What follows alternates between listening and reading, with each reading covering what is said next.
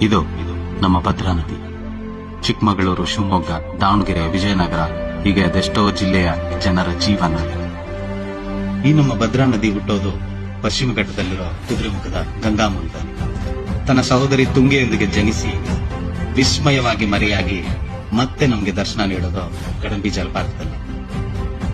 ಕಡಂಬಿ ಜಲಪಾತದಿಂದ ಹೊರಬಂದು ಭದ್ರಾ ಜಲಾಶಯಕ್ಕೆ ಸೇರಿ ಅದೆಷ್ಟೋ ರೈತರ ಮುಖದಲ್ಲಿ ಮಂದಹಾಸ ತರುವುದು ಈ ನಮ್ಮ ಭದ್ರಾ.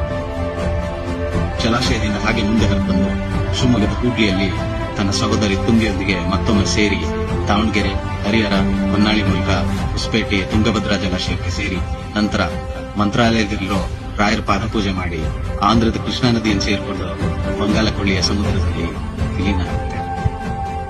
ತಾನು ಹುಟ್ಟಿ ಸಮುದ್ರ ಸೇರೋದ್ರೊಳಗೆ ಅದೆಷ್ಟೋ ಲಕ್ಷ ಲಕ್ಷ ಜೀವ ಸಂಕುಲಗಳ ಜೀವನ ಬೆಳಗಿಸಿ ಹೋಗುವ ಈ ನಮ್ಮ ಭದ್ರೆಗೆ ಒಂದು ನಮನ.